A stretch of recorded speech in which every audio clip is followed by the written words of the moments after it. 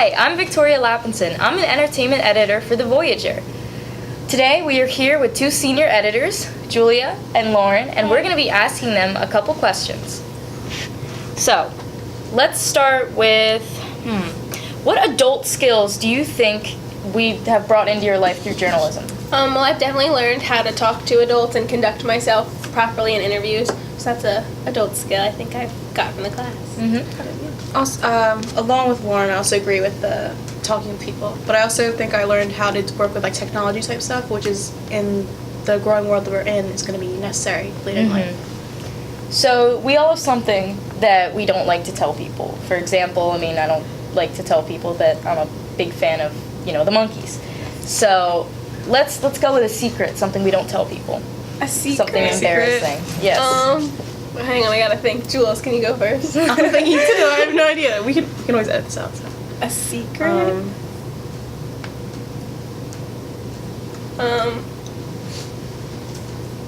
I love Keeping Up with the Kardashians. My guilty pleasure TV show. Any thoughts? What do you do when no one's watching? Could it be like something that my parents don't say because I can't do it? Sure. Okay. My parents don't let me watch like past rated R or whatever, but I watch a show called The Magicians, which is MA. So that's my secret. All right. So, what is your favorite memory from all your years of journalism class? Is there a moment in journalism that stands out to you? When we stayed after school, I remember Mr. Bound made us cookies. I was thinking that too. That was fun. When we were editing the paper because he knew we were going to be staying late, so that's my memory. I'd probably say when I got my first article published and I saw it in print, that was a cool moment. Awesome. Is there any specific maybe younger editor or younger staff member that you think stands out or has potential?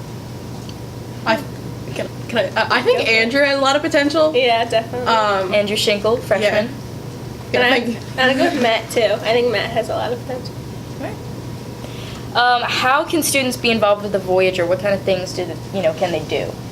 Well, if they don't necessarily want to write, they can always do artwork for us or draw the political cartoon and take photos and stuff.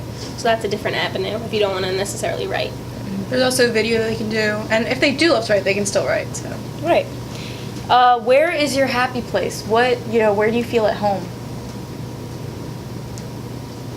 I feel like it depends on my mood, but during lunch, my home is Mr. Bound's room. I know that you're always here, Sophie's here. Where else? My home is my home, my house. I like my bed. Also, I find music home, if that makes sense. If I ever feel stressed out, I just listen to music and I calm down. As an entertainment editor, I can definitely agree with that. How about you, Lauren? This is cheesy, but Jazz Unlimited. Whenever I'm having a bad day, I always go there, and it's fun. So I've never had a bad experience there. What is something about you that might surprise other people? I know for one, people are generally surprised when they find out I do roller disco. You do roller disco? I didn't know that. Yes, I've retired, but. I would say for me, I guess that I follow sports. Whenever I can talk about a football game or a hockey game, people always look at me a little weird. But yeah. So everyone thinks I'm really tech savvy, but I'm actually not. You are. But I'm actually not though. I have to ask Shreya for stuff. Earlier, there was something that I couldn't figure out on Jake's laptop, so I had to ask Shreya for help. But then he figured it out, and I couldn't figure it out. So I'm actually not that tech savvy. People assume I'm tech savvy because I can do certain things.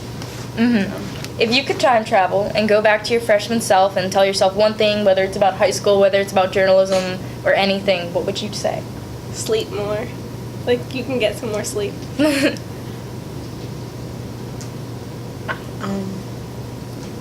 Do your homework. Right. Stop procrastinating. All right. Do you think your writing has improved, and in what ways, from taking this class? I think my writing has improved a lot, and definitely with embedding quotes and going through an interview. In the beginning, I would just stick every single detail from the interview, and most of my writing would be quotes. So I feel like I've developed with picking out what's the good information to use and how to properly embed them. Well, I think journalism writing is a different style of writing. So at first I wasn't used to. I was used to writing 5-paragraph essays or something like that. But I've gotten used to writing shorter paragraphs with, and more paragraphs, if that makes sense. Right. And it's just, it was at first like a hard transition, but then I got used to it, so it got better. The Voyager gets a lot of comments about how it tends to be left-wing and can be called a liberal rag. With this in mind, what can we do to change that? Is there an explanation? Do we have any comments on that? Well, the newspaper is made up of all of us that write, so if that's how people feel, then, that's how people feel, and we just express what we are as a staff. But if more people who are more on the conservative side want to write, we're 100% open to them, and we'd love to have as many opinions as we can have.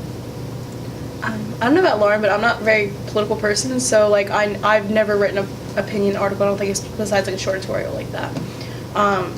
But so I don't really contribute to that, so I can't really speak same. for it. I kind of veer away from politics. Are there any former editors or staff members that you look up to? Haley Belush. I think I can agree with that one. All right.